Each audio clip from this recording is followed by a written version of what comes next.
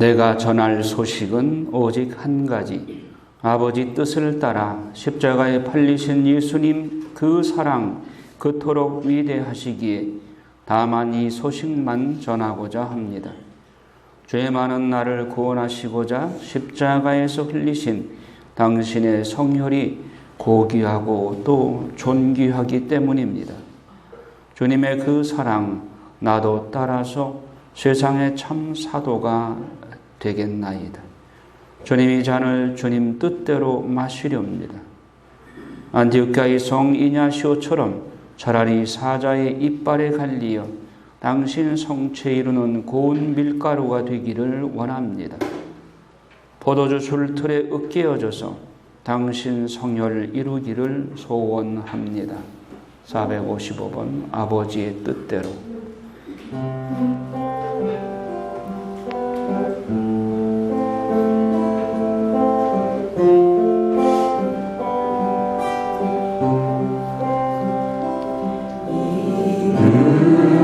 아버지 뜻 따라 십자가에 피 흘리셨나네. 거룩한 주님의 죽음은 죄 많은 나를 구원하셨네. 십자가 위에서 당신 성혈로 구원 이뤘네. 이내 그 사랑 나도 따라서 세상의 참사도 되리라. 주여 이 잔을 내게서 거두어 주소서. 늘어나 제 뜻대로 마시고 아버지 뜻대로 하소서. 당신 앞에 나아가리라. 한 말씀 하소서. 내 주여 내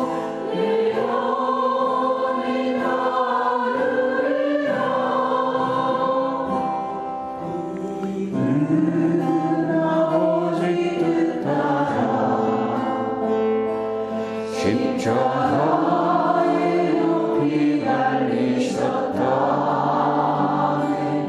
거룩한 주님의 죽음은 죄 많은 나를 구원하셨네. 십자가 위에서 흘리신 당신 성혈로 구원 이뤘네. 이내 그 사랑 나도 따라서 세상의 천사도 되리라. 주여 이 잔을 내게서 거두어 주소서. 일어나 내 뜻대로 마시고 아버지 뜻대로 하소서. 당신 앞에 나아가리라. 한 말씀 하소서. 내 주여 내 영혼이 나으리라.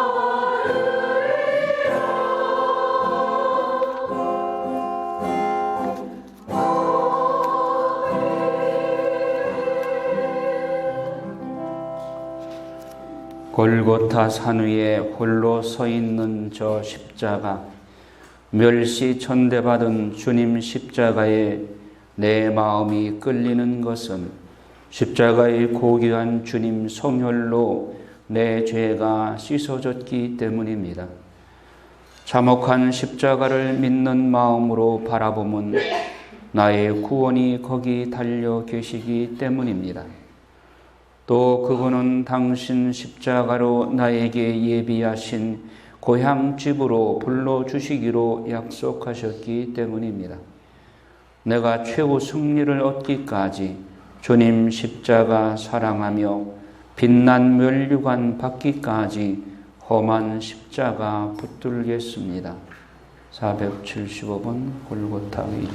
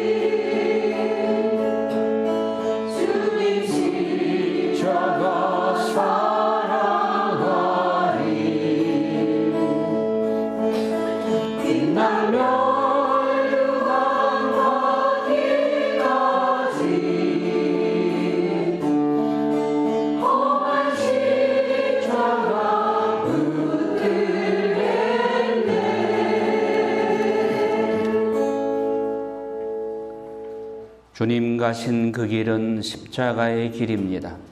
하느님이시면서도 세상에 오시어 골고타 거친 언덕길을 십자가를 지고 머리에는 가시관을 쓰시고 온 몸엔 선혈 가득한 맷자국, 손과 발에 못 박히신 주님의 처참한 모습, 인간의 형체를 알아볼 수 없을 정도로 찢긴 주님의 그 모습, 그럼에도 불구하고 주님은 십자가 위에서도 하늘아버지께 저들을 용서해 주십시오 하고 애원하시는 주님, 오 나를 용서하옵소서. 479번 십자가의 길.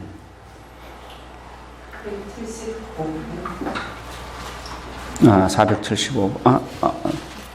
내가 잘못 488번이네. 잘못 적었어.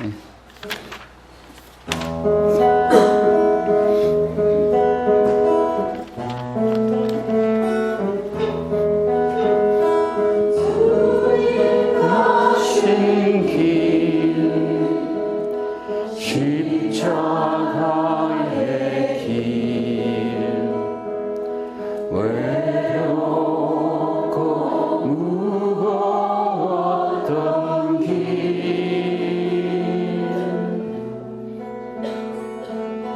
골고타의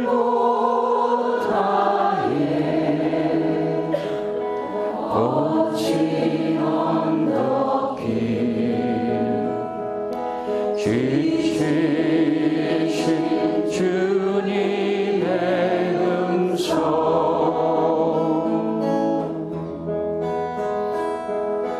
오늘 주님 용서하소서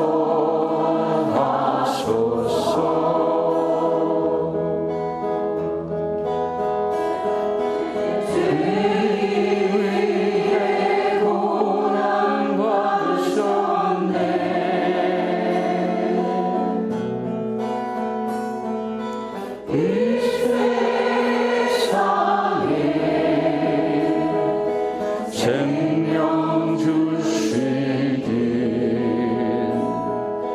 그렇게도 원하셨던 길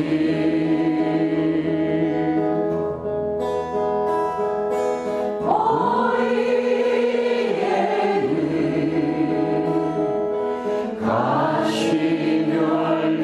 가시면류관 옆구리에 굵은 창자국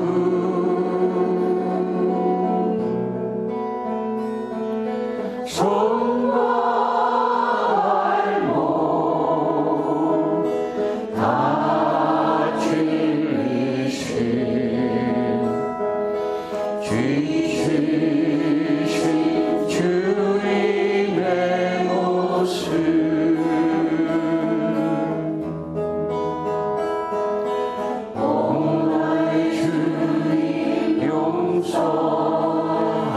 용서하소서.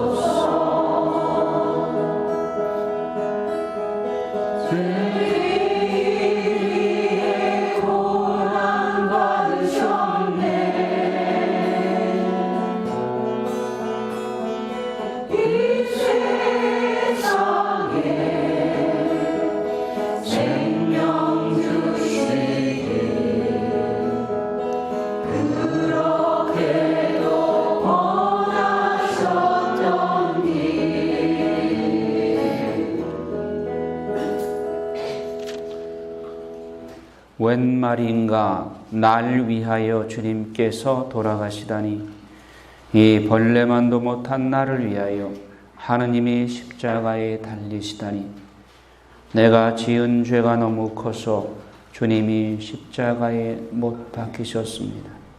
웬 말인가 웬 은혜인가 그 사랑 형언할 수 없습니다. 주님 십자가 못 박히실 때 해도 부끄러워 눈을 가리고 빛을 잃고 땅도 놀라 지진이 일어나고 구름도 놀라 부딪혀 천둥이 치고 경천동지하였도다. 이 죄인도 십자가 바라볼 때 할 말을 잊어 얼굴 감이 들지 못하고 눈물만 흘릴 뿐입니다. 늘 울어도 눈물로써 못 갚을 그 은혜라 그저 이 몸 밖에 드릴 것이 없어 이 몸 바칩니다. 585 웬 말인가 날 위하여.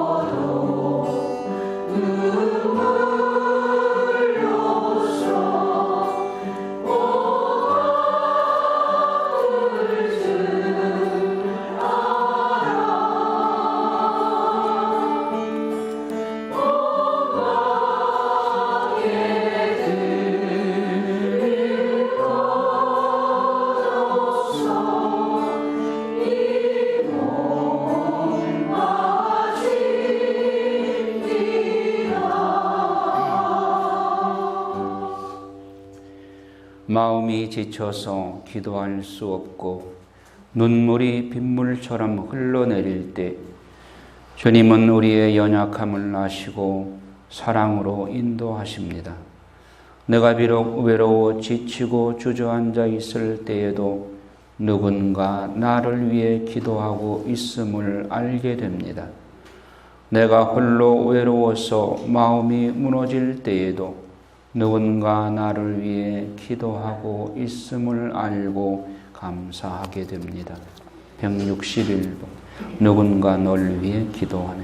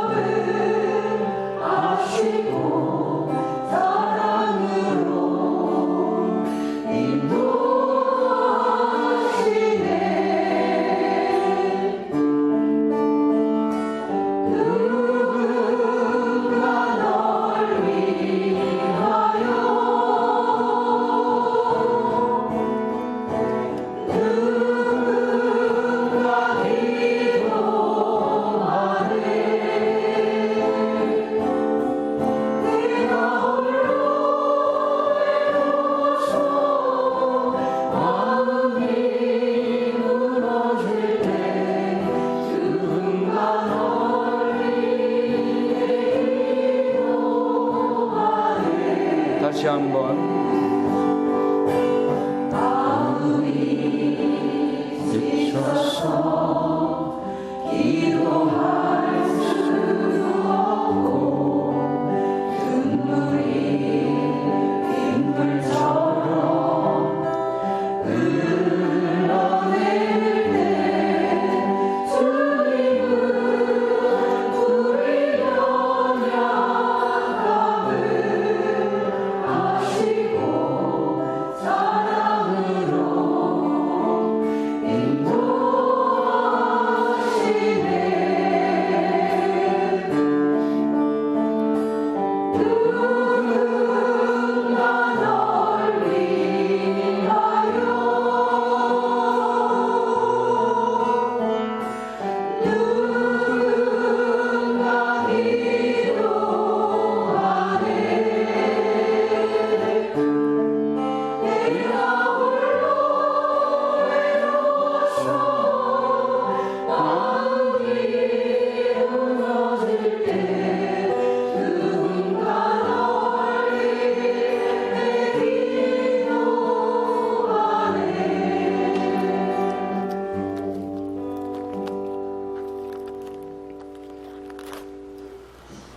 내게 있는 향유 옥합 주님께 가져왔습니다. 주님 발 위에 입 맞추고 깨뜨립니다. 주님 발길, 평화의 그 발길, 나를 위해 험한 산길 오르신 그 발, 걸음마다 크신 그 사랑 새겨 놓았습니다.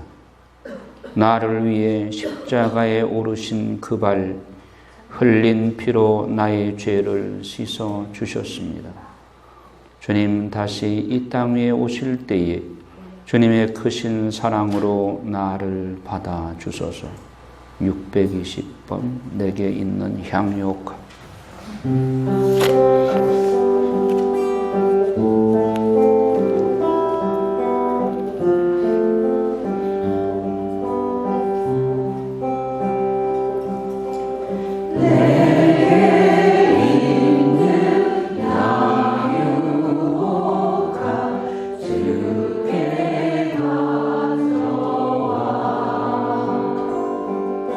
그 발 위에 입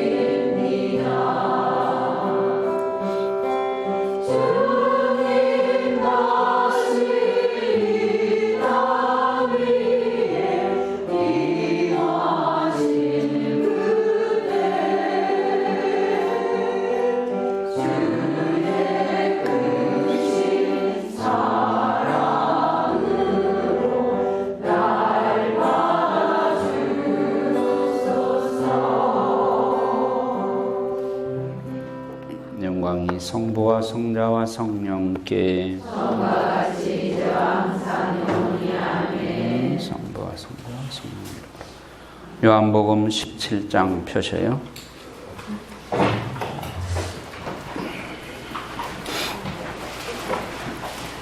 요한복음 17장 1절에서 5절까지 읽겠습니다.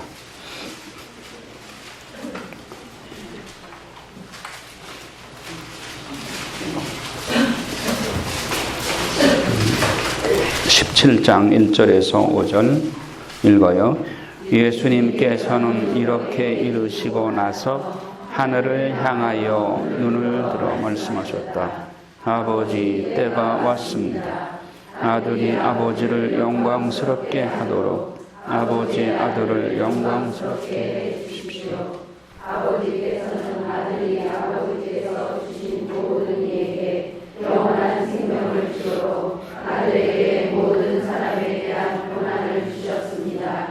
영원한 생명이란 홀로 참 하나님이신 아버지를 알고 아버지께서 보내신 예수 그리스도를 아는 것입니다. 아버지께서 저에게 하라고 맡기신 일을 원하여 저는 땅에서 아버지를 영광스럽게 하였습니다. 아버지 세상이 생기기 전에 제가 아버지 앞에서 누리던 그 영광으로 이제 다시 아버지 앞에서 저를 영광스럽게 해주십시오. 네. 아버지, 때가 왔습니다. 이 때는 무슨 때를 말하는 거예요? 예, 파스카이기도 하지만 또 예수님께서 순환하실 때 아들이 아버지를 영광스럽게 하도록 아버지의 아들을 영광스럽게 해주십시오. 여기서 예수님의 영광, 아버지의 영광은 뭘 얘기하는 거예요? 우리들이 찾는 영광은 무엇인가요? 여러분들이 영광이라고 생각하는 것, 우리가 생각하는, 세상이 생각하는 영광은 뭐예요? 출세하고 부귀영화 누리고 자식이 시험에 합격하고 1계급 특진되고 세상에서 잘 되는 게 영광이죠. 예수님이 말씀하시는 영광은 뭐예요? 십자가에 매달려 처참하게 죽으시는 것을 당신의 영광이라고 하셨어요. 또한 아버지의 영광이기도 해요. 아버지께서 아들을 이 세상에 파견하셔서 그렇게 처참하게 죽으시는 모습을 지켜보시는 것을 당신의 영광이라고 생각하죠. 우리가 찾는 영광과 하느님의 영광은 얼마나 차이가 있어요.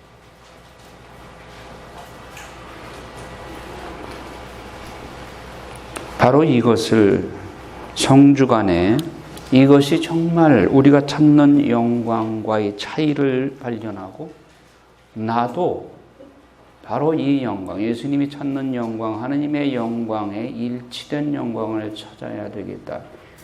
이걸 결심하는 게 성주간에 우리가 해야 되는 것입니다. 자, 아들이 아버지께서 주신 모든 이에게 영원한 생명을 주도록 아들에게 모든 사람에 대한 권한을 주셨습니다. 영원한 생명이란 뭡니까? 뭐라고 그랬어요? 아버지를 알고 아버지께서 보내신 예수 그리스도를 아는 것. 자, 그러면 우리가 영원한 생명을 얻기 위해서는 어떻게 해야 돼요? 누구를 알아야 돼요? 하느님 아버지를 알아야 되고 그분이 파견하신 예수님을 알아야 돼요. 그러면 우리가 알고 있는 지금까지 알아왔던 하느님과 예수님은 어떤 분이셨는가? 알고 보니 그분이 찾는 영광이 바로 우리를 위해서 십자가에 당신 목숨을 내놓는 것을 그분이 영광으로 생각하시는 바로 그 하느님, 바로 그 예수님을 제대로 알아야 하느님을 알고 예수님을 제대로 아는 거예요. 바로 그것이 영원한 생명을 얻는 비결이다. 하느님 믿어서 세상에서 출세하고 병 낫고 그리고 부귀영화 누리는 것, 그걸 찾는 것으로 알고 세상을 마친다면 하느님 제대로 아는 거예요? 그러면 영원한 생명이 그런 사람에게 주어져요? 영원한 생명이란 바로 이 하느님을 알고 이 예수님을 아는 것이 영원한 생명을 얻는 것이라고 했어요. 그럼 우리가 나를 위해서 목숨 바치는 것을 당신 영광으로 생각하시는 예수님, 그분을 파견하신 하느님이 영광이라고 하는 것이 무엇인가? 내 영혼 구하기 위해서 당신 아들을 제물로 내어 주기를 기쁘게 하시는 그분이 하느님이시고, 그 하느님의 사랑이 십자가에서 드러나는 것입니다. 우리가 하느님을 그리고 예수님을 아직까지 잘못 알았다면 이 하느님을 제대로 알아야 됩니다. 예수님이 십자가에 못 박혀 달려 계실 때 나의 하느님, 나의 하느님, 어찌하여 나를 버리셨나이까? 하느님은 어디 계실까요? 아들이 십자가에 못 박혀 달려 계실 때에 하느님은 어디 계실까요? 네, 내려다 보시고 가슴으로 눈물 흘리면서 내 그 십자가의 고통이 필요하다. 인류를 구원하기 위해서 너의 그 거룩한 피를 흘리는 것이 필요하다. 내 고통에 내가 함께한다. 우리는 예수님의 십자가에 고통만 생각하고 아버지는 생각을 안 해요. 아들이 처참한 그 죽음을 당하실 거예요. 아버지는 어떡하셨겠나? 겟세마네 동산이 바로 그거예요.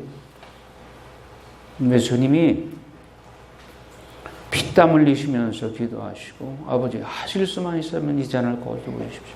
비켜 지나가게 해주십시오. 인류가 촉범하는 죄가 몸소리칩니다. 이 잔을 제게서 거두어 주십시오. 3번이나 기도했지만 아버지는 아무 말이 없어요. 침묵하고. 그 침묵의 의미는 뭐예요? 아들아, 네가 이 잔을 마셔야만 인류가 구원될 수 있다.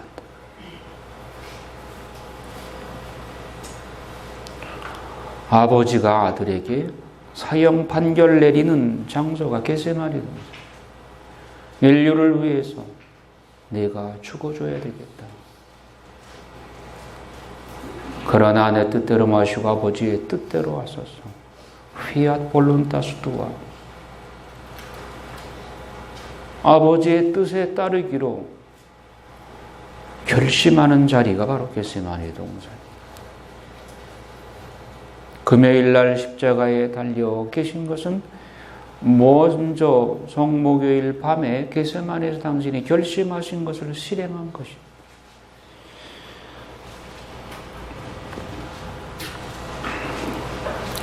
자, 우리의 찾는 영광이 예수님 앞에 부끄럽지 않도록 우리가 찾는 영광이 과연 무엇이었는가? 세상적 부귀영화와 세상에서 누리는 그것을 위해서 그것을 영광이라고 찾아왔다면 생각을 고쳐야 됩니다. 예수님과 한 마음이 돼서 십자가에서 죽음보다 강한 사랑을 드러내 보여주신 하느님의 그 사랑을 내가 실천하고 하느님께 그 사랑을 봉헌하도록 마음을 바꿔야 되는 것입니다. 이것이 바로 우리가 성경 말씀을 공부하는 이유인 거예요.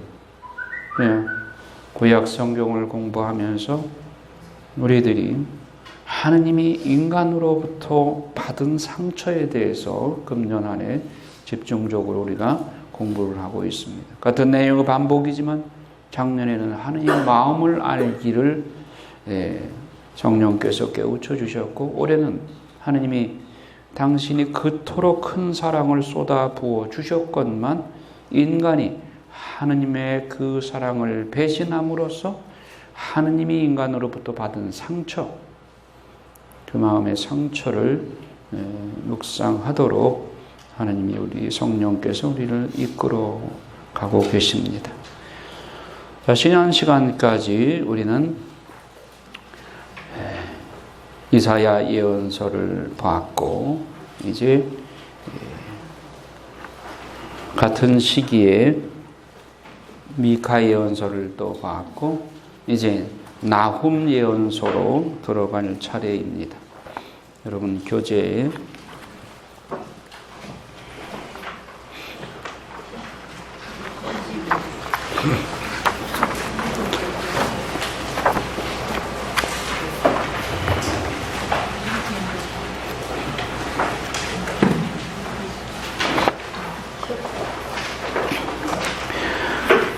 176쪽에 나훔이 나옵니다.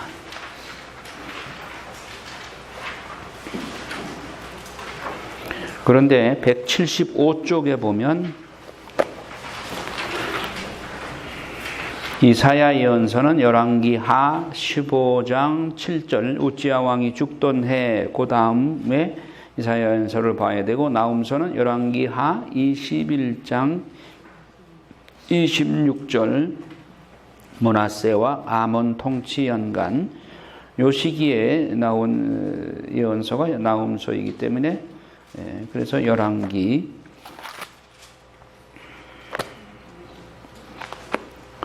자 21장 지난 시간에 므낫세도 봤고 아몬도 봤습니다. 그러니까 그 21장 26절 다음에 요시야 왕 전에 나훔서를 먼저 보도록 그렇게 하겠습니다. 그 다음에 나훔서 다음에는 이제 스바냐서가 나오게 되고, 그 다음에 예레미야 예언서가 나오게 되고, 예레미야 애가 바룩서, 그 다음에 하박국이 나오고, 그 다음에 오바드야서와 요엘서 등이 나오게 됩니다. 자, 그러면 므낫세 아몬 통치 기간에 예루살렘은 완전히 이방인의 산당의 소굴이 되어버렸어요. 아시리아의 신들을 예루살렘에 모셔옴으로써 하느님이 완전히 배척당하는 그런 시기예요. 그런데 이 시기에 므낫세나 아몬은 당시 아시리아의 그 종교를 강요하는, 정치적으로 거의 뭐 속국이나 다름없이 그렇게 므낫세가 숨죽이고 아시리아의 눈치를 보면서 아시리아 신을 섬기고 했었는데, 이때 이스라엘 백성들 마음속에는 하느님을 다시 회복하고 싶은 그런 마음이 있지만, 지금 하도 아시리아가 강하기 때문에 아시리아가 만일 망한다는 소식이 들리면 이스라엘 백성들은 위로가 될까요, 안 될까요? 위로가 되죠. 그래서 나훔이라는 예언자의 이름이 의미하는 말은 위로한다, 그런 뜻입니다. 나훔은 나훔서에서는 어디의 멸망에 대해서 예고해요? 아시리아. 자, 나자 들어가는 게 요나, 아시리아의 수도인 니느웨에 가서 회개할 것을 예언했던 요나, 또 나자 들어가는 나훔, 아시리아와 관계됩니다. 요나, 나훔. 나훔은 아시리아의 멸망에 대해서 예언을 합니다. 자, 그러면 배경을 보겠습니다.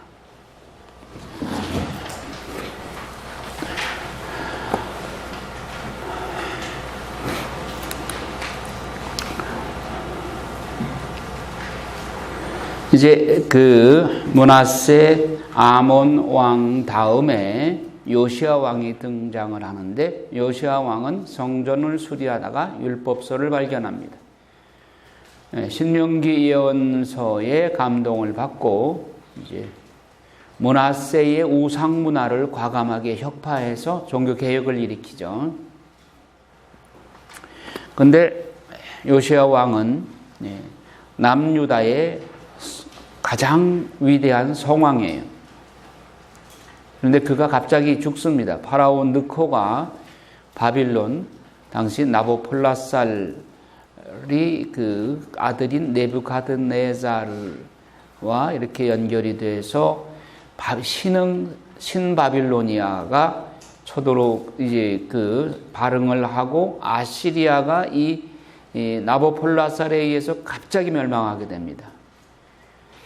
이렇게 되니까 이제 파라오 느코가 이 신바빌로니아의 발흥을 억제하기 위해서 그걸 공격하러 가다가 요시야 왕이 막는 것을 거기서 부딪혀서 결국 무기또에서 요시야 왕을 살해하게 됩니다. 요시야 왕이 갑자기 죽게 돼요. 요시야를 배경으로 한 예언자가 나훔, 스바냐, 예레미야, 하박국 등입니다. 자, 여기 지도가 여러분 보여요? 예. 자, 이집트가 이쪽에서 이제 파라오 느코가 올라와요. 이쪽이 신바빌로니아, 아시리아가 여기 있어요. 신바빌로니아의 나보폴라살, 네부가드네잘의 아버지입니다.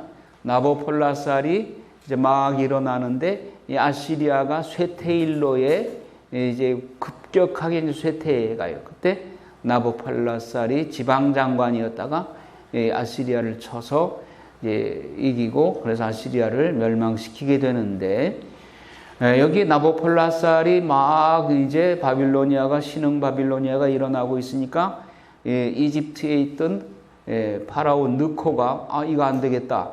이 바빌로니아가 아시리아를 멸망시키고 여기 이스라엘을 점령한다면은 또 에집트까지 쳐내려올 것 같다. 그래서 세력 다툼에 있어서 즉 이 에집트가 이쪽 지역까지 관할하기 위해서는 이 신흥 바빌로니아를 견제해야 되겠다. 그래서 망해가는 아시리아를 도와서 바빌로니아를 신바빌로니아를 견제하려고 군사를 이끌고 파라오 느코가 올라갑니다. 올라가는데 여기 무기또에서 지금 요시야 왕은 그 이전에는 아시리아가 너무 강했기 때문에 히즈키야 할아버지 히즈키야 때도 그렇고 아버지 므낫세도 그렇고 꼼짝을 못했어요. 여기 하도 아시리아가 강했기 때문에. 그런데 아시리아가 이제 점점 쇠락해가지고 이스라엘에 힘을 못 쓰니까 요시야 왕은 때는 이때다. 종교개혁을 일으킬 때가 이때다. 예루살렘뿐만 아니라 이 이스라엘 전체의 산당을 다 두드려 부십니다. 그리고 바스카를 재건하고 요시야가 이렇게 종교개혁을 일으키는데 이 파라오 느코가 또 올라와가지고 아시리아를 망하는 거를 다시 부추겨가지고 이쪽 바빌로니아를 견제하려고 그러는 거예요. 그러니까 요시야 왕이 종교개혁을 하는 데에 파라오 느코가 방해가 되는 거예요. 또 파라오 느코가 요시야 왕한테 그럽니다. 나는 길만 비켜줘라. 이스라엘을 칠 마음 없다. 단지 신흥 바빌로니아를 치기 위해서 올라가는 거니까 길만 비켜줘라. 그런데 요시야 왕이 말을 안 듣습니다. 여기서 막아요. 그건 왜 그러냐 하면은 당신은 무슨 국제협약이나 국제조약이 국제법이 있거나 그런 것도 없어요. 여기 파라오 느코가 올라갔다가 내려가면 이건 다 이집트 땅이 돼버리는 거예요. 그러니까 올라가지 못하도록 막은 거예요. 네가 올라갔다 내려오면 틀림없이 여기를 네 속국으로 만들 것이다. 그래서 못 올라가게 막은 겁니다. 또 아시리아를 다시 일으킨다면 그 지긋지긋한 종교 탄압이 또 올 것 같거든요. 그러니까 지금 아시리아가 망하도록 내버려 두기를 원해요. 그래서 무기또에서 파라오 느코를 막다가 결국 거기서 이제 요시야 왕이 죽어요. 그런 형국이 벌어지게 되는 겁니다. 요때 이제 파라오 느커가 요 위에 보면은 전쟁을 하러 올라갔는데 이미 나보폴라살이 아시리아를 멸망시켰어. 거의 뭐 아시리아는 이제 목숨만 살아있고 아무것도 힘이 없어요. 그러니까 파라오 느커하고 바빌로니아하고 결전을 벌이는데 소위 칼그미스 대전이라고 그래요. 칼그미스 1차 칼그미스 전쟁이라고 그래요. 이 칼그미스 전쟁에서 승패가 없어요. 그냥 무승부로 끝났어요. 그래서 파라오 느커는 자기 군대를 여기다 그냥 칼그미스에 주둔해 놓고 이집트 또 내전이 또 걱정이 되니까 내려와요. 내려오는 길에 예루살렘에 들렀더니 요시아는 죽고 요시아의 아들 여호아하즈가 왕위에 올랐어요. 자, 여호아하즈의 형이 있는데 형이 여호야킴이에요. 그러니까 요시아 왕의 아들이 셋이 있어요. 첫째 아들이 여호야킴, 둘째 아들이 여호아하즈, 셋째 아들이 치드키야예요. 근데 이 배다른 아들들이요. 그런데 여호야킴은 친에집트파예요. 여호야킴은 맏아들이지만, 그런데 아니 이집트한테 우리 성왕 여호시아 왕이 마저 죽었는데 친에집트파를 왕으로 세우면 안 되잖아요. 그러니까 이스라엘 여론이 반에집트파인 여호아하즈 둘째 아들을 왕위에 올려요. 그런데 느코가 내려와서 보니까 여호아하즈 반이집트파가 왕위에 앉아 있거든요. 그러니까 넌 누구야? 하고 끌어내리고 그 자리에 친에집트파인 여호야킴을 앉히고 여호아하즈를 이집트로 끌고 갑니다. 그래서 이집트에서 죽어요. 요거 3개월밖에 안 됐어요. 갈그미스 전쟁을 하러 올라갔다가 내려오는 기간이 대개 3개월인 거예요. 여호야킴이 3개월 후에 여호아하즈를 끌어내리고 여호야킴이 왕이 돼서 11년 동안 통치를 하게 됩니다. 이 사람은 친이집트파예요. 그런데 바빌로니아가 점점 장성을 해서 아시리아를 무너뜨리고 완전히 멸망시키고 나보폴라살이 이제 왕위에 올라서 그리고 아들인 네부카드네자르가 아주 유능한 그 왕자입니다. 그래서 왕위를 물려주고 605년에 나보폴라살이 죽어요. 그때 605년에 예루살렘에 그 네부카드네자르가 군사를 이끌고 침입을 합니다. 왜? 여호야킴이 친이집트파로 활동을 하니까 괘씸해서 쳐내려옵니다. 내려와서 예루살렘이 무슨 힘이 있어요? 그냥 먹혔죠. 그러니까 조공을 바쳐라. 그래서 조공을 바치는 척 하다가 이제 나보폴라살이 605년에 죽으면서 네부카드네자르가 아버지가 죽었으니까 바로 임금으로 올라가야 되잖아요. 그러니까 급히 전쟁을 하다가 위로 올라가요. 올라가니까 여호야킴이 다시 친에집트파로 돌아서요. 네부카드네자르한테 조공 바치겠다고 해놓고 조공 좀 바치다가 그냥 친에집트파로 다시 돌아서요. 근데 605년이라는 해를 여러분들 기억해야 됩니다. BC 605년은 1차 포로로 끌려가던 시대예요. 1차 포로로 끌려간 사람의 대표적인 인물이 다니엘과 세 친구들. 네부카드네잘 왕궁에 다니엘과 세 친구들이 끌려가서 거기서 하느님을 일편단심으로 증거하는 내용이 다니엘서에 나오게 되죠. 자, 605년에 나보폴라살이 죽고 아들 네부카드네자르가 왕위에 오릅니다. 예루살렘에 내려왔다가 포로로 끌고 가면서 이제 본격적으로 지배가 시작이 되는 거예요. 그래서 여호야킴에게 계속 조공 바치고 친에집트파에서 친바빌론으로 돌아서기를 바라는데 여호야킴은 보이는 데서만 그러고 다시 친에집트파로 돌아서요. 그러니까 그 네부갓네살은 이제 신바빌로니아가 한참 번성하게 되니까 그 다음번에 보다 안 되시니까 597년에 다시 쳐내려와요.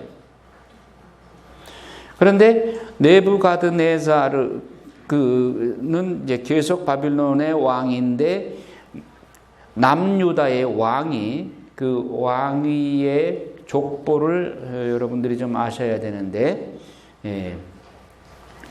자, 요시야 왕의 아들이 셋이 있다고 그랬어요. 첫째 아들이 여호야킴, 둘째 아들이 여호아하즈, 셋째 아들이 치드키야. 그런데 이제 그 여호아하즈는 3개월 만에 끌어내려서 끌고 가서 에집트에서 죽고, 여호야킴이 609년에 등극을 해서 11년 동안 597년까지 11년 동안 통치를 하다가 597년에 2차 침공을 네부갓네자르가 해요. 그래서 유다에 와서 그 당시의 왕인 여호야킴을 전쟁터에서 살해를 해요. 여호야킴이 그때 죽어요. 그런데 여호야킴의 아들이 누구냐면 여호야킨이요. 여호야킨. 그래서 여호야킨을 왕으로 앉혀요. 그리고 597년에 2차 포로로 끌고 가는데 그때는 기술자들 그리고 에제키엘 예언자와 기술자들 이런 사람들을 다 끌고 갑니다. 요때 그러니까 여호야킴이 609년부터 597년까지 11년 동안 통치를 하고 전쟁터에서 전사하니까 그 여호야킴의 아들 여호야킨이 왕이 올랐는데 네부갓네자르가 2차 침공해가지고 여호야킨을 끌고 가요. 3개월 만에 왕위에서 내리고 누구를 또 삼촌인 치드키야를 왕으로 거기는 역시 친에집트파예요. 친에집트파인데 이제 왕위를 치드키야한테 물려주고 여호야킨을 끌고 바빌론으로 유배를 갑니다. 자, 2차 유배 597년에 유배지로 바빌론으로 유배 끌려간 사람의 대표적인 인물이 에제키엘과 여호야킨 왕이죠. 왕이 일단 올랐으니까 3개월짜리지만 둘을 끌고 가요. 그리고 기술자들을 끌고 가요. 이게 2차 침공이에요. 그러고 치드키야를 가만히 보니까 계속 친에집트와 행동을 해요. 이 시기에 예레미야 예언자가 계속 예언을 합니다. 야, 돌아오라 하다가 이제 때가 지나니까 이제는 할 수 없다. 바빌론에 항복해라. 항복하면 너희들이 희생을 줄이고 그래도 살아남을 수 있다. 항복하라고 예레미야 예언자를 통해서 치드키야 왕에게 건의하지만 안 듣습니다. 그 주변에는 거짓 예언자들이 우리 문제 없다고 저 이길 수 있다고. 왕의 입장에서는 우리가 망한다는 소리보다는 그래도 견딜 수 있다, 이길 수 있다 하는 말이 듣기 좋으니까 거짓 예언자들을 끌어들이고 예레미야의 말을 안 듣습니다. 그리고 예레미야를 막 죽이려고 여러 가지 모함을 하죠. 자, 그래서 597년에 2차 포로로 끌려가고 그래도 친에집트 세력들이 유다의 예루살렘을 지배하고 있으니까 3차 침입이 586년에 3차 침입을 하고 587년에 예루살렘이 함락당하고 예루살렘 성전이 무너지게 됩니다. 이 내용이 예레미야 예언서에 다 나오게 돼요. 그리고 열왕기 하권 끝부분에 이런 내용이 나오게 됩니다. 우선 이렇게만 윤곽을 알고, 자, 지금 나훔 예언자는 므낫세와 아몬 시기에 아시리아의 멸망에 대한 예언을 하는 것이다. 그런데 신바빌론 제국의 왕조사를 볼 필요가 있어요. 신바빌론. 요 나부콜라살이 네부갓네자르의 아버지예요. 그러니까 신바빌론을 창건주 이전 시작한 왕이에요. 600 BC 626년에서 605년까지 605년에 아버지가 죽으니까 네부갓네자르가 남유다에 쳐내려왔다가 급히 올라가면서 다니엘과 세 친구를 볼모로 데리고 가죠. 그리고 562년까지 긴 기간 동안 통치를 해요. 그런데 네부갓네자르의 아들이 이렇게 세 명이 있어요.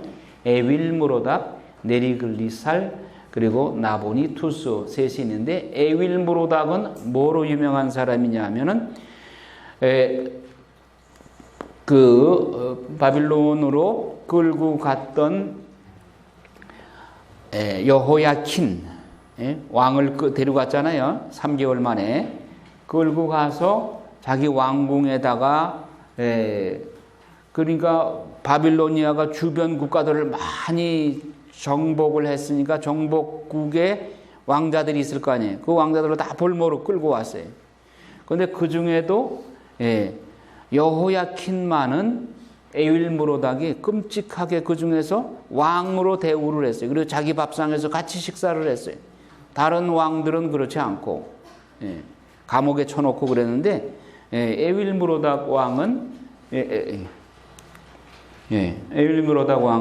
여호야킨 왕을 아주 극진히 대접을 하고 왕으로 대우를 하고 용돈까지 줘가면서 그렇게 했어요. 왜 그랬을까요? 한번 생각해 보세요.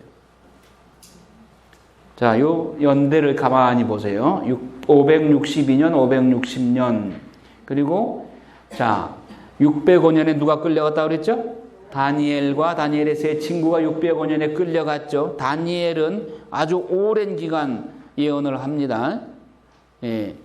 여기 벨트사찰 이 바빌로니아가 망할 때까지도 예언을 해요. 그러니까 다니엘과 세 친구는 마냥 소년으로 늙지 않고 그냥 계속 소년으로 생각하면 안 돼. 이때는 벌써 늑수그레한 할아버지야, 다니엘이. 그런데 다니엘이 왕궁에 가서 하느님 신앙을 증거함으로써 산 다니엘과 세 친구가 네부갓네자르의 입을 통해서 야, 진짜 신은 너희 하느님이다. 하느님만이 진짜 신이다 하는 것을 증거했죠. 그러면 이 다니엘과 세 친구들이 하느님의 명성을 드높였어. 그러면 그 아들인 에윌무로닥이 왕위를 이어받았을 때, 야, 포로로 비록 끌고 왔지만은 여호야킨 왕, 저들이 믿는 하느님은 대단한 하느님이야. 그러니 다른 왕들이 믿는 신하고 같은 레벨에서 볼 수가 없겠죠. 그러니까 에윌무로닥이 여호야킨 왕만큼은 왕 대접을 한 거예요.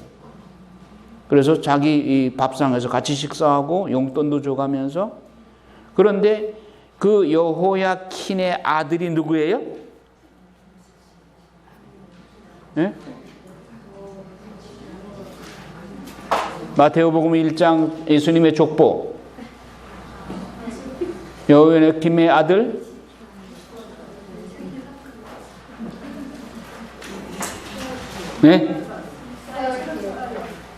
스알디엘, 주룹바벨, 이렇게 연결이 되죠. 그러니까 하느님이 다윗에게 약속하신 내 왕조는 영원히 멸망하지 않을 것이다. 그 약속을 하느님께서 지키시기 위해서 왕족의 혈통 중에 다윗의 혈통이 끊어지지 않도록 여호야킨이 비록 외국의 바빌론에 유배로 가서도 죽지 않도록 하느님께서 섭리하시고 그 후손을 통해서 혈통이 이어지게 한 거예요. 나중에 주룹바벨을 통해서 혈통이 계속 이어지잖아요. 그렇게 섭리를 하셨다. 또 한편으로는 하느님 편에서 볼 때 예루살렘에는 우리가 예레미야 예언서를 통해서 볼 때 드러나듯이 예루살렘에는 도대체 하느님을 말씀을 듣는 사람이 없어. 그런데 다니엘과 세 친구들은 요 소년들이 미성년자의 때 끌려갔어요. 그러면서도 그들이 용감하게 적의 왕궁에 가서 야훼 하느님의 신앙을 용감하게 드러냈어요. 풀무불에 던져지기까지, 사자굴에 던져지기까지 하면서도 나는 금신상에 절대로 절하지 않는다. 왕의 금신상을 세워놓고 그 절하지 않으면 다 죽인다고 그랬을 때 나는 절대로 절하지 않는다. 나한테 자꾸 그런 얘기 할 필요 없습니다. 우리의 하느님이 나를 구해줄 수도 있고 그러하지 아니할지라도 나는 우상에게 절하지 않겠습니다. 그래서 하느님께서 그를 풀무불에서 살려주시고 사자굴에서 살려주신 것이죠. 이럴 때 하느님은 예루살렘에서 실망하셨던 하느님이 잠시 위로를 받으셨어요. 바빌론 궁에서. 자, 그렇게 되니까 자, 이 왕조 한번 다시 봅시다. 느부갓네살의 세 아들 에윌므로닥 몇 년 통치했어요? 2년 했어요. 2년. 그 다음에 네리글리살 560년에서 550년 4년 했어. 그 다음에 라바시 마루둑 신이에요. 이 바빌론의 신이 556년에서 555년 1년밖에 못했어. 누구로 이어지느냐? 나보니두스로 이어져요. 근데 이 나보니두스는 또 어떤 사람이냐? 좀 괴상한 괴짜야. 이 사람은 자기가 비록 바빌론의 왕이긴 하지만은 멸망한 아시리아의 신을 그렇게 아주 그냥 신봉을 했어. 그 신 이름이 뭐냐면 신이야, 신. S-I-N. 신이 무슨 뜻이에요? 죄. 이 나보니두스가 아시리아, 멸망한 아시리아 지역을 돌아다니면서 그 신에게 그렇게 절을 하면서 그러면서 정치에는 관심이 없어. 이거 보세요. 555년에서 539년까지인데 벨트사찰 아들이 550년에서 539년까지 같이 통치하죠. 그러니까 아들한테 정치는 맡겨놓고 자기는 돌아다니면서 신만 그렇게 섬기는 거예요. 그래서 국민들도 이 왕을 왕으로 여기질 않았어요. 그래서 벨트사찰이 통치를 다 했고 나보니두스는 그냥 신을 찾아다니면서 신을 경배하는 그런 일에만 몰두했어요. 자, 벨트사찰은 바로 다니엘 예언서의 그 마지막 왕으로서 다니엘이 문에 드켈 파라신 그 나오죠? 당신 말이야 왕의 무게를 대보니까 모자라. 그러니 멸망할 것이다 하는 예언을 하죠. 결국 이렇게 해가지고 페르시아에 침입을 받아서 갑자기 죽어요. 벨트사찰이. 그래서 신바빌로니아가 멸망하게 된다. 이 바빌로니아 왕조사입니다. 자, 나훔으로 들어갑니다.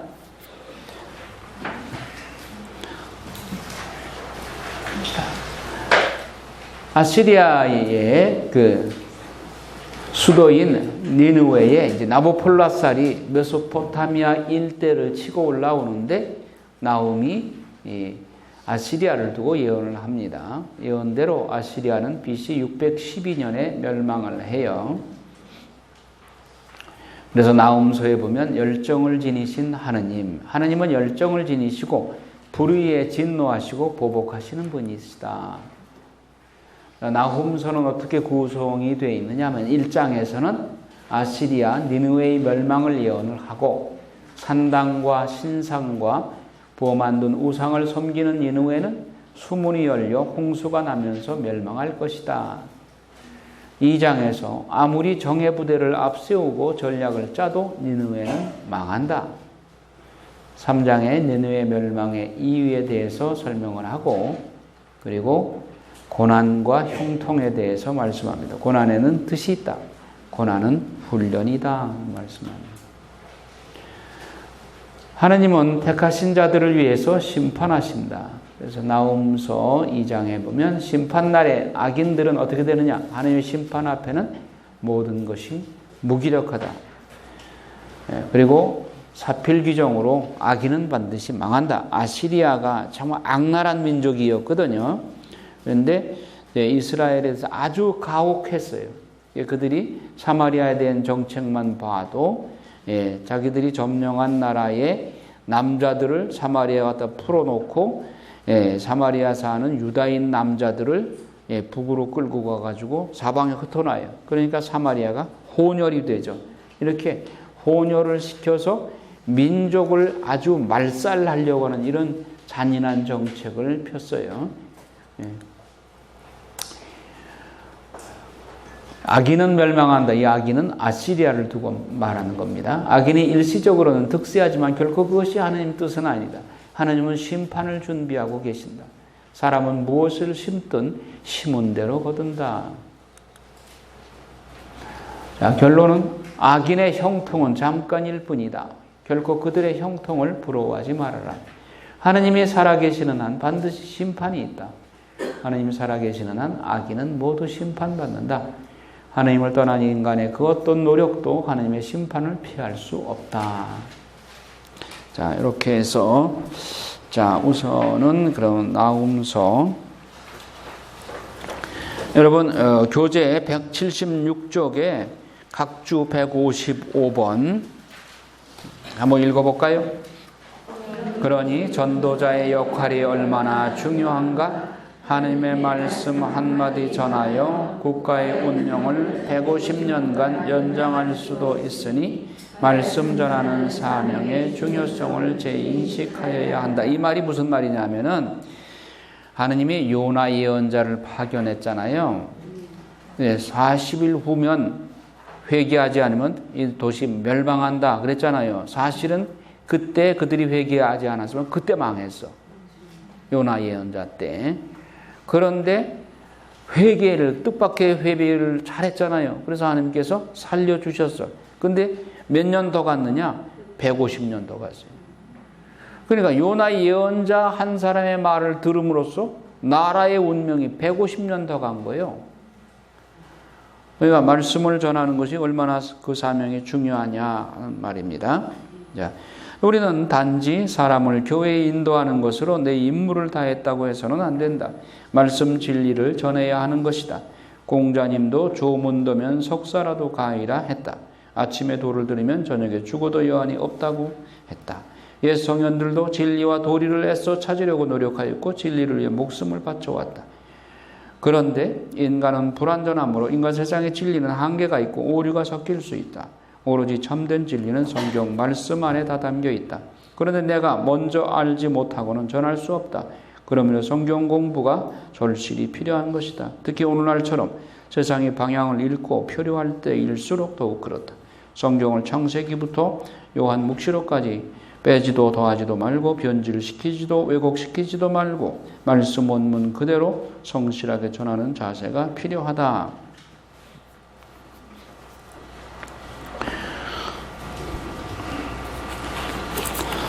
자, 그래서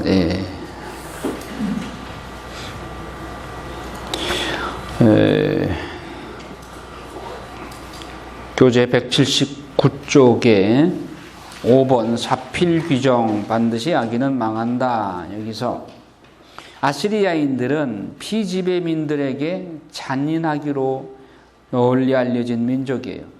그래서 요나 예언자의 예언으로 하나님의 진노를 면하고 150년 더 나라가 진행되었지만 그들은 하나님의 은혜를 저버리고 피정복민에게 갈수록 잔인해졌으므로 하나님의 심판을 면할 수 없었다. 그래서 아시리아가 이제 멸망하게 된 것입니다. 자, 그 다음에 이제 스바니아서로 넘어가요. 스바니아서는 요시야 왕 때 예언자입니다. 스바니아라는 이름의 뜻은 하나님께서 숨겨주시는 자라는 뜻이에요.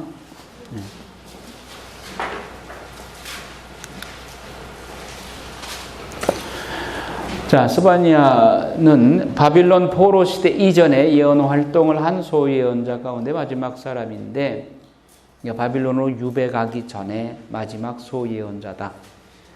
예루살렘이 멸망하고 성전이 파괴되고 백성들이 포로로 붙잡혀가기 전 30년 전에 곧 예레미야 예언자와 동시대에 교사직을 감당했던 예언자였다. 그러나 실제로 예레미야 예언자는 요시야 왕이 죽은 후에도 예언자직을 수행했지만 스바냐는 요시야 왕 치세 동안에만 예언 활동을 했다. 그 시대에 법률은 있었으나 집권자들이 부패했고 종교는 개혁되었다고 하면서도 하느님 경배는 말뿐이었다. 바알 숭배의 잔재는 아직도 그 사람들의 마음속에 뿌리박고 있었다. 자, 요시야 왕이 종교 개혁을 일으키고 남유다의 성왕 중의 성왕이라고 그렇게 칭찬을 했죠. 열왕기 역사서에는 그런 내용만 나와. 그러면 실제로 종교 개혁의 효과가 사회적으로 신자들에게, 국민들, 백성들 전체에게 속속들이 파고들었느냐, 이 내용은 역사서 열왕기에는 별로 잘 안 나와요. 어디 보면 나올까요? 그 시대의 예언서를 보면 나온다. 그러니까 요시야 왕 때 예언자가 바로 스바냐. 따라서 스바냐서를 보면 그 시대의 요시야 왕의 개혁이 백성들에게 잘 먹혀 들어갔느냐, 먹혀 들어가지 않았느냐가 나온단 말이에요. 스바냐 예언서를 읽어보니까 어땠어요? 요시야 왕의 개혁이 잘 먹혀 들어갔어요? 신자들이 그 지시에 잘 따라서 하나님 신앙으로 똘똘 뭉쳐서 잘 이렇게 변화가 왔어요? 안 됐어요. 전혀 변화가 없었어요. 그러니까 하나님께서 므낫세 때 이미 멸망시키기로 결심하셨는데 역시나, 혹시나 했는데 역시나구나. 그래서 그냥 요시야 왕이 등장을 했어도 그럼에도 불구하고 아무리 외쳐봐도 안 들어요. 백성들이. 그래서 그 시대에 법률은 있었지만 집권자들이 부패했고 공무원들이 부패했고 종교는 개혁되었다고 하면서도 하나님 경배는 말뿐, 바알 숭배 잔재는 아직도 여전했다. 당시 예언자들은 예언을 하나 참으로 하나님의 말씀을 예언하지 않았다. 백성들은 하나님을 섬기는 일에 무관심했다. 그 백성들은 수치를 모르는 백성들이었다. 그리고 그 도시들은 폐역하고 더럽혀졌었다. 그 백성들에게는 교훈을 주어도 효과가 없었다. 스바냐 예언자는 너무나 완악하여 회개하지 않는 이스라엘 백성의 처절한 멸망을 선포한다. 다음에 그렇게 선포하고 나서 스바냐 예언자는 유대인들의 적군에 대한 하나님의 심판을 언급한다. 그러니까 하나님은 바빌론이라는 몽둥이를 들어서 남유다를 채찍질을 가하지만 그 몽둥이가 제잘난 못에 너무 위세 부리니까 몽둥이를 분질러 버리는 거예요. 하나님의 도구인 아시리아인들이 하나님의 교회를 아주 잔인하게 대해왔기 때문이다. 그 다음에 이어서 스바냐 예언자는 다시 한번 유대인들을 책망하면서 하나님의 선택된 백성들 사이에 만연한 죄악에 대해서 언급한다. 그와 동시에 스바냐 예언자는 신실한 자들에게 가르침을 선포하면서 주님을 바라보고 주의 은총을 원하며 주의 은혜 아래서 인내하라고 권고한다. 네. 또 그 신실한 자들이 하나님께서 아브라함에게 하신 은혜의 약속을 의지하며 하나님이 그들의 아버지이심을 분명히 믿고 평안한 마음으로 약속된 구원을 기다린다면 그들 앞에 하나님의 놀라우신 사랑이 나타나리라고 선포합니다. 회복에 대한 희망을 모든 예언서의 끝에 이렇게 첨가를 하죠.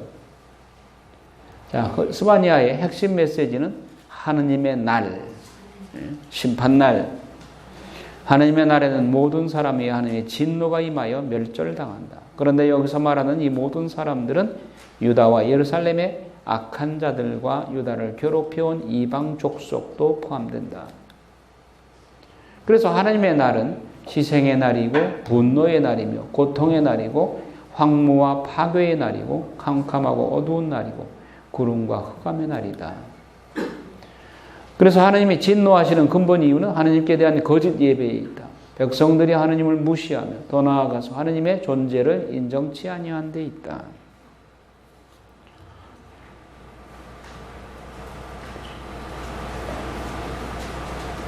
예배, 워십, 마음에 없는 제사 의미가 없죠. 오히려 하나님을 모독하는 것이 되죠. 하나님의 택한 백성들, 하나님의 성소인 예루살렘에서 이방신들을 섬기고 하나님을 저버렸다. 그 당시의 환경이 이랬단 말이에요. 요시야 왕이 그렇게 종교 계획을 해도 구석에서 숨어서 이런 짓들을 했단 말이에요. 그 백성들은 하나님께서는 복도 내리지 아니하시며 화도 내리지 아니하시리라 하나님을 무골호인으로 그리고 하나님에 대한 경외심이 없는 거예요. 불신앙에 빠졌어요. 유다의 지도자들은 부패와 악정과 거짓을 거듭 자행하고 있었다.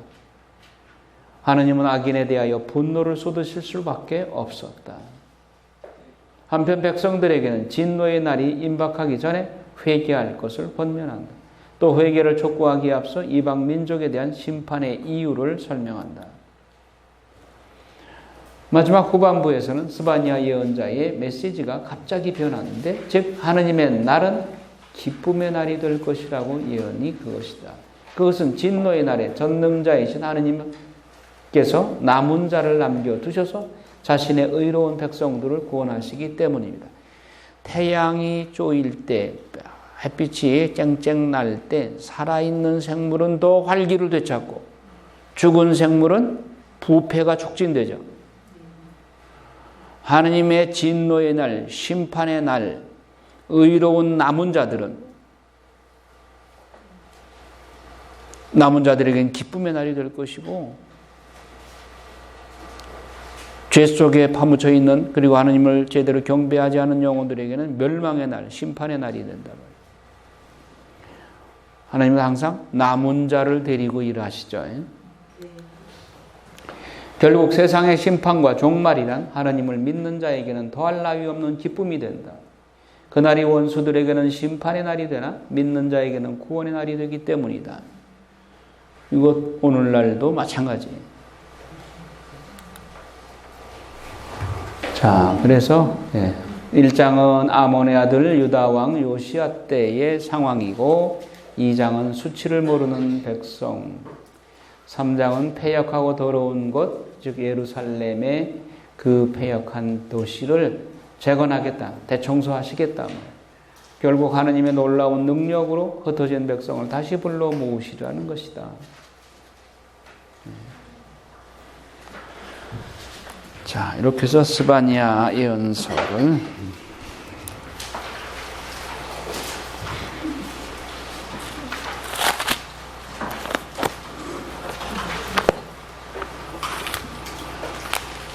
나움과 스바냐 본문을 하나도 안 읽고 그냥 마쳤는데, 다 읽고 오셨죠? 안 읽고 오셨다고?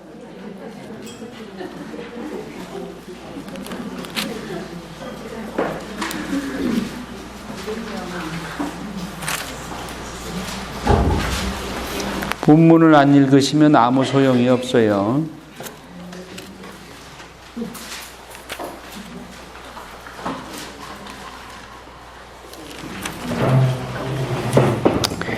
자, 그러면 스바냐서 본문을 잠깐 그럼 보죠.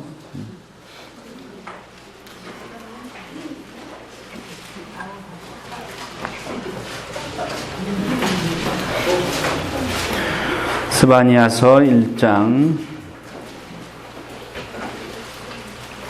이 스바냐는 왕손이에요. 즉 그 히즈키야의 현손이에요. 히즈키야 왕의 현손. 자, 1장 2절에 보면 나는 모든 것을 땅 위에서 말끔히 쓸어버리리라. 주님의 말씀이다. 나는 사람도 짐승도 쓸어버리고 하늘의 새와 바다의 물고기도 쓸어버리며 악인들을 비틀거리게 하리라.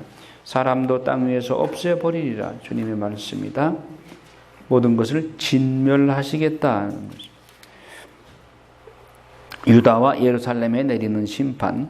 나는 유다의 예루살렘의 모든 주민에게 손을 뻗어서 그곳에서 나머지 바알 신상들을 그 우상 숭배 사제들의 이름과 함께 없애버리리라. 예루살렘을 심판하시는 이유를 알겠죠? 우상 숭배 바알 신상 때문에. 그 다음에 밀콤을 두고 맹세하는 이들. 12절에 보면 그때에 나는 등불을 켜들고 예루살렘을 뒤지리라. 하는 일 없이 태평스럽게 주님은 선을 베풀지도 않고 악을 내리지도 않으신다 하고, 뭐예요? 불신앙이죠. 이런 불신앙자들을 예루살렘을 샅샅이 뒤져서 심판하겠다. 주님의 날 15절에 보면 그날은 분노의 날, 환난과 고난의 날, 파멸과 파괴의 날, 어둠과 암흑의 날, 구름과 먹구름의 날이다. 자, 그러니 이 장에서는 회개하라는 것이죠. 또 멸망당하지 않으려면 회개하여라. 함께 모여라, 모여오너라, 수치를 모르는 민족아. 그리고 주님을 찾아라. 그분의 법규를 실천하는 이 땅의 모든 겸손한 이들아, 의로움을 찾아라. 겸손함을 찾아라. 그러면 주님의 분노의 날에 너희가 화를 피할 수 있으리라. 그 다음에 열방에 대한 심판, 이제 이방인들, 필리스티아의 모압, 에티오피아 다 벌을 내리시겠다는 아시리아. 그 다음에 다시 예루살렘으로 돌아옵니다. 예루살렘을 단죄하겠다. 예루살렘의 4가지의 죄가 뭐냐? 불순종, 교만, 불신앙, 회개하지 않는 것, 이런 것들. 그리고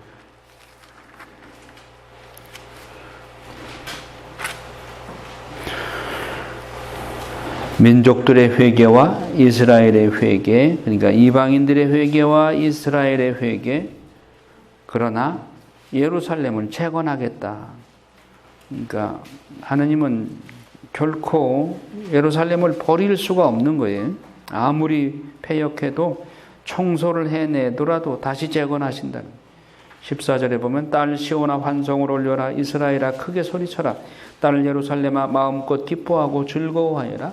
주님께서 너에게 내리신 판결을 거두시고 너의 원수들을 쫓아내셨다. 이스라엘 임금 주님께서 내 한가운데에서 계시니 다시는 내가 불행을 두려워하지 않으리라. 17절에 주 너희 하느님 승리의 용사께서 내 한가운데에서 계시다. 그분께서 너를 두고 기뻐하며 즐거워하신다. 당신 사랑으로 너를 새롭게 해주시고 너 때문에 환성을 올리며 기뻐하시리라. 축제의 날이는 양 그렇게 하시리라. 자, 이렇게 해서 스바냐서를 지나고 다음이 이제 그 요엘서를 할 것이냐 말 것이냐 예레미야서로 넘어갈 것이냐. 이게 요엘서가 지금 그 개신교하고 우리 가톨릭 입장이 달라요. 개신교는 요엘서가 BC 9세기경에 나온 것이다 라고 보는가 하면 우리 가톨릭에서는 이거 유배 이후에 쓰여진 것이다 이렇게 봐가지고 제가 아직까지도 이걸 어느 쪽을 따라야 될지 아직 결심이 안 섰는데 아무래도 가톨릭 입장을 따라야 되겠죠. 유배 이후로 돌리고 예레미야로 넘어가야 되겠습니다. 요엘서도 그렇고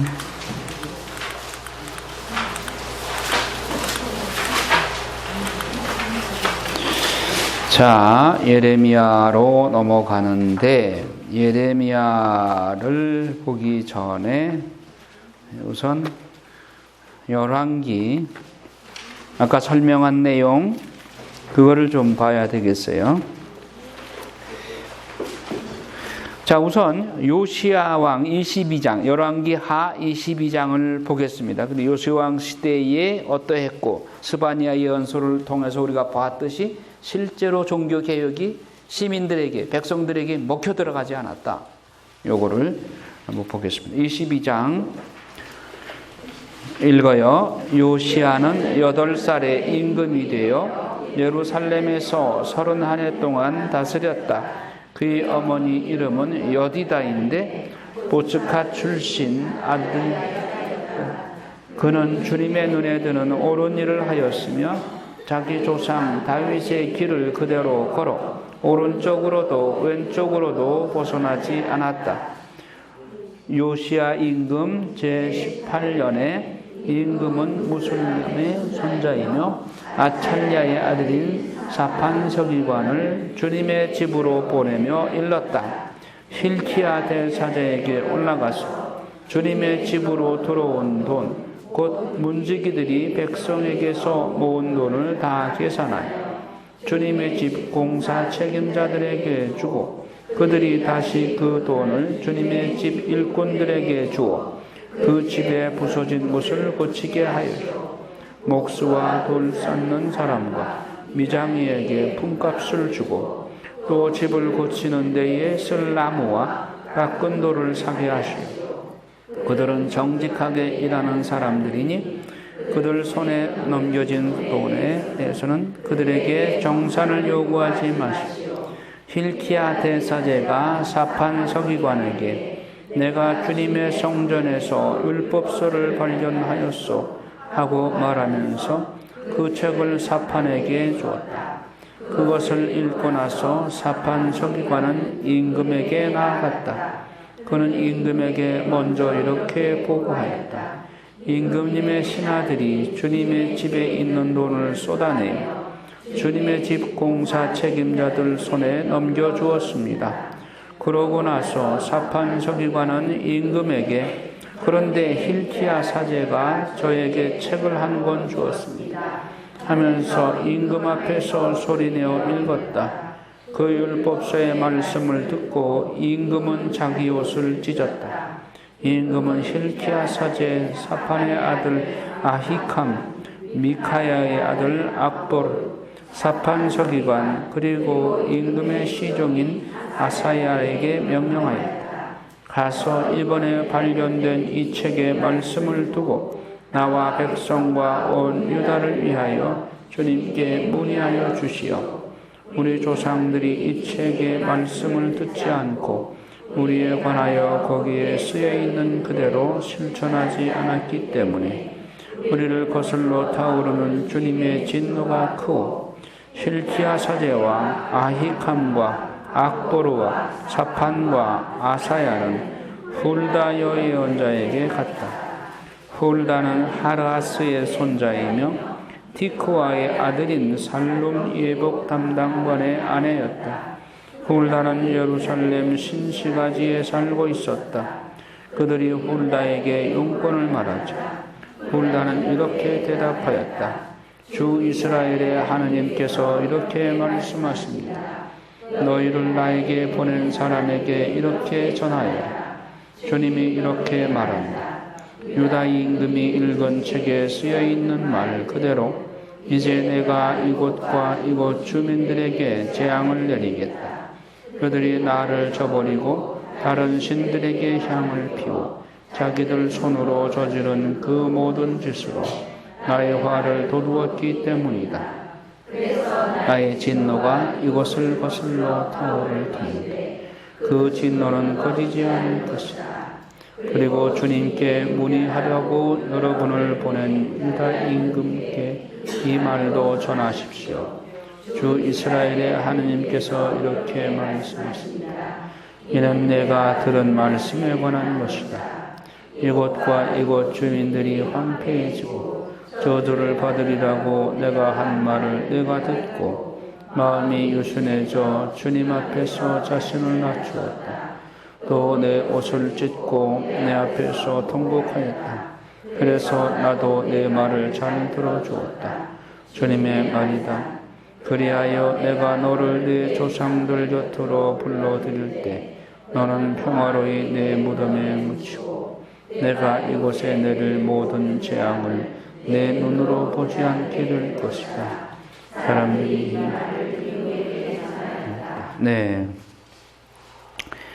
훌다 예언자를 통해서 예언을 했는데 요시야가 이제 이 성전에서 발견한 율법서를 보고 옷을 찢으면서 회개를 하고 백성들에게 이것을 종교개혁을 일으킬 결심을 하게 됩니다. 그랬더니 하느님께서 므낫세 때 멸망하기로 작정을 했던 그 마음이 요시야 왕에 있어 잠시 이제 위로를 받으시고 내 당대에는 이런 모습, 멸망할 그런 모습을 보지 않도록 해주겠다 이렇게 하십니다.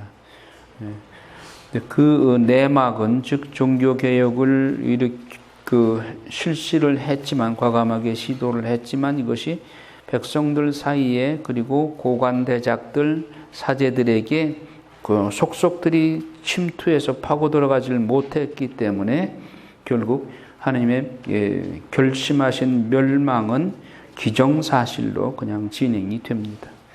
23장에 보면 요시야가 계약책을 봉독하고 계약을 맺다. 임금은 사람을 보내어 유다와 예루살렘의 모든 원로를 소집하였다. 임금은 모든 유다 사람과 예루살렘 모든 주민, 사제들과 예언자들, 낮은 자에서 높은 자에 이르기까지 모든 백성을 데리고 주님의 집으로 올라가서 주님의 집에서 발견된 계약책의 모든 말씀을 큰 소리로 읽고 그들에게 들려주었다. 그런 다음에 임금은 기둥 곁에 서서 주님을 따라 걸으며 마음을 다하고 목숨을 다하여 그 분의 계명과 법령과 규정을 지켜 그 책에 쓰여있는 계약의 말씀을 실천하기로 주님 앞에서 계약을 맺었다. 그러자 온 백성이 이 계약에 동의하였다. 가로치고 말로만. 요시야의 종교개혁. 임금은 hilkia 대사제와 두 번째 서열의 사제들과 문지기들에게 명령하여 주님의 성전에서 바알과 아세라와 하늘의 모든 군대를 위하여 만들어 놓은 기물들을 모조리 끌어내게 하였다. 그는 그것들을 예루살렘 밖 키드론 들판에서 태우고 그 죄를 베델로 가져갔다. 그는 또 유다 임금들이 유다 성읍들과 예루살렘 둘레에 있는 산당들에서 분향하도록 내세운 우상 숭배 사제들을 내쫓았다. 또한 바알과 해와 달과 별자리들과 하늘의 모든 군대에게 분향하던 자들도 내쫓았다. 그리고 아세라 목상을 주님의 집에서 예루살렘 밖 키드론 골짜기로 끌어내다가 그것을 키드론 골짜기에서 태우고 가루로 만든 다음 소민 공동 묘지에 뿌렸다. 그러니까 요시야 왕이 종교개혁이 가장 완벽하게 했어요. 그러니까 산당 다 없애버리고, 과거에 뭐 종교개혁 좀 한다고 하는 사람들도 산당까지 다 없애지는 않았어요. 그리고 예루살렘에서만 하는 척하다 끝났지만은 이제 요시야 왕은 아시리아가 더 이상 간섭을 안 하기 때문에 이스라엘 전체 지역에 모든 영토 안에서 다 이것을 과감하게 했어요. 임금은 또 주님의 집에 있는 신전 남창들의 집들을 허물어 버렸다. 그곳은 여자들이 아세라 숭배에 쓰는 천을 짜던 집들이었다. 그는 유다 성읍들에게 모든 사제들을 불러들이고 게바에서 부에르세바에 이르기까지 그 사제들이 향을 피우던 산당들을 부정한 곳으로 만들었다. 성읍 대문에 들어서면서 왼쪽으로 여호수아 성주의 문이 있었는데 그 문어귀에 세워진 대문 산당들도 허물어 버렸다. 산당의 사제들은 예루살렘에 있는 주님의 제단에 올라가지 못하였지만 자기 동료들과 함께 누룩 없는 빵은 먹었다.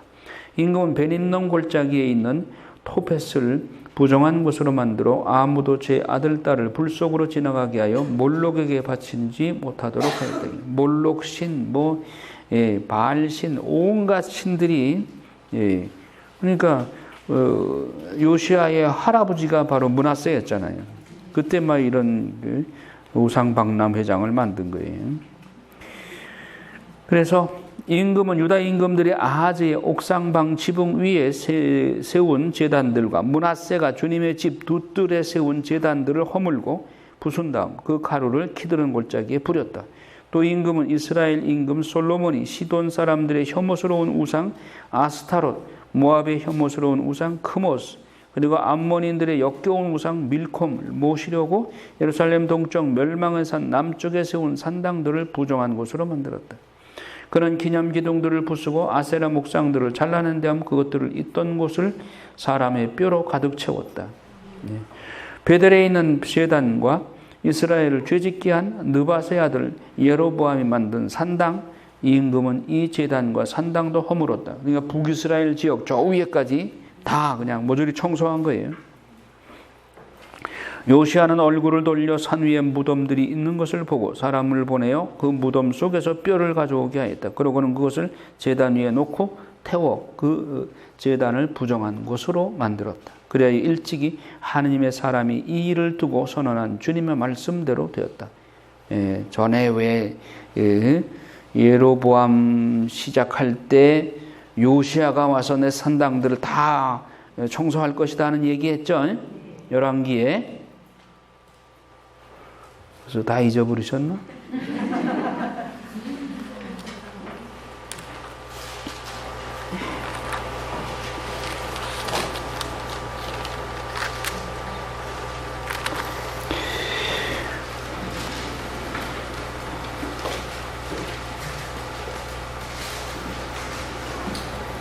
자, 열왕기상권 11장에 나올 텐데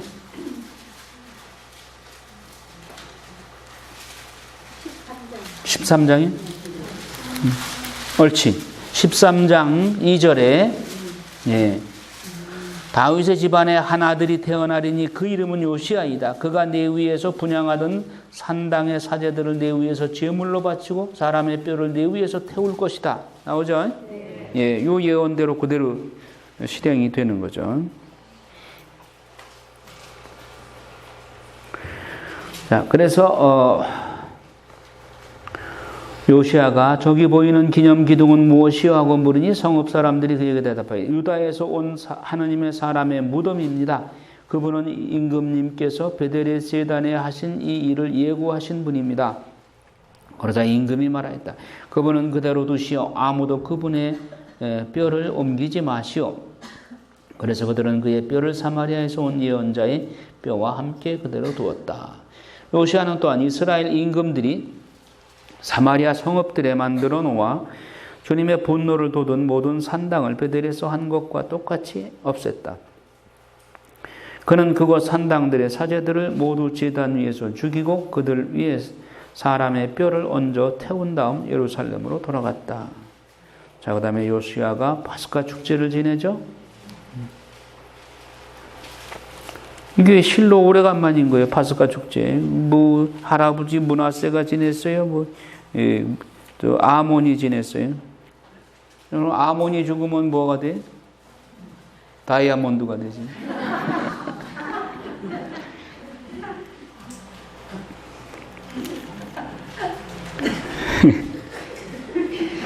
아침마다 여러분들 아몬드 먹잖아요. 거기에다가 다이를 붙이라고. 그러면 다이아몬드가 되잖아.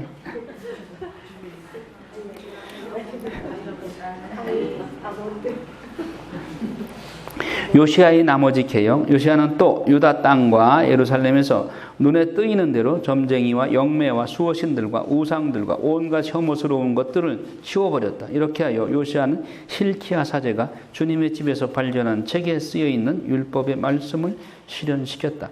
요시아처럼 모세의 모든 율법에 따라 마음을 다하고 목숨을 다하고 힘을 다하여 주님께 돌아온 임금은 그 앞에도 없었고 그 뒤에도 다시 나오지 않았다. 그러나 므낫세가 주님의 분노를 몹시 돋우었기 때문에 주님께서는 유다를 거슬러 타오르는 커다란 분노의 열기를 거두지 않으셨다. 그래서 주님께서는 이렇게 선언하셨다. 나는 이스라엘을 물리친 것처럼 유다도 내 앞에서 물리치겠다.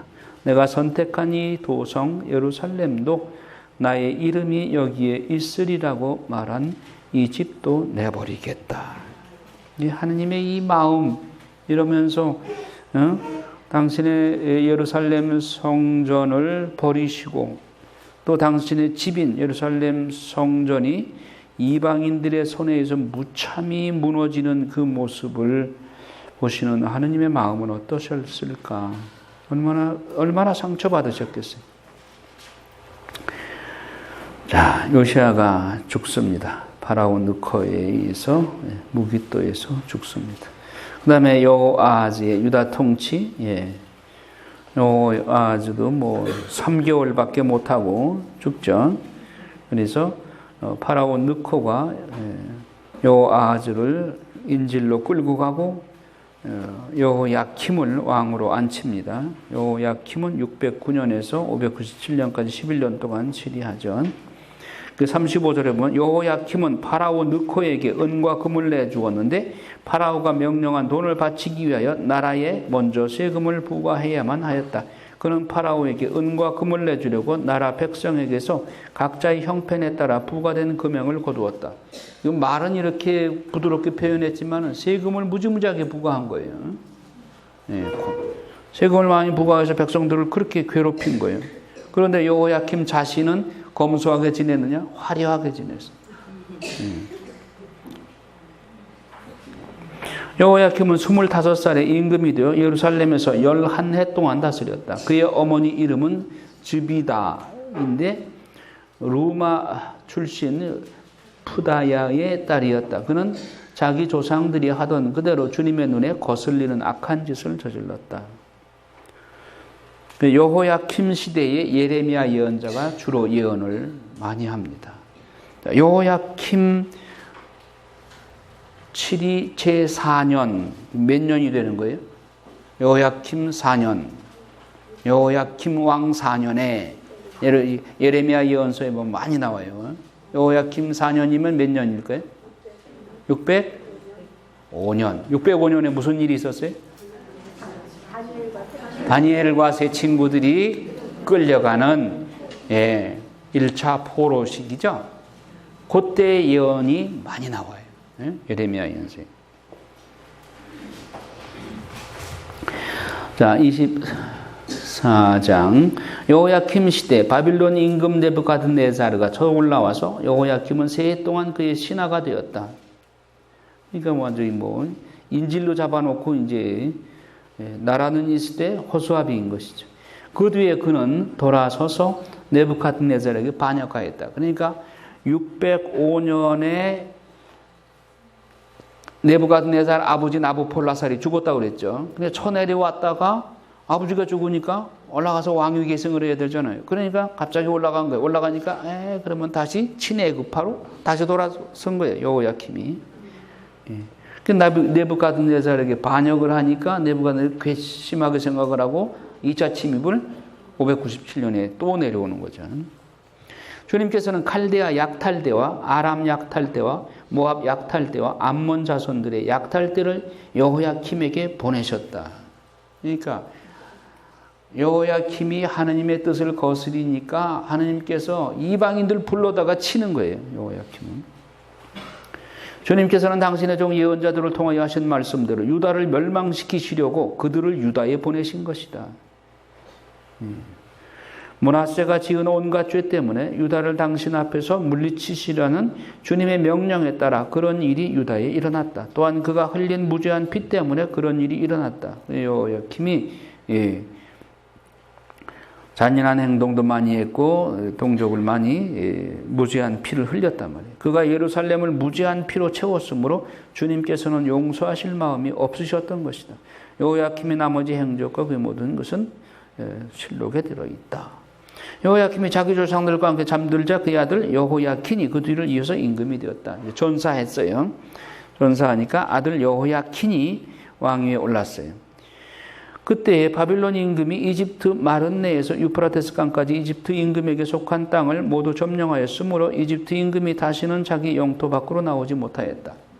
자, 자꾸 이집트한테 유다 왕이 기대고 이집트 왕한테 기대면은 바빌론을 이길 수 있을 거라고 생각을 하고 자꾸 친이집트로 돌아서니까 예언자를 통해서 이집트 믿지 마라. 이집트한테 덕볼 거 없다.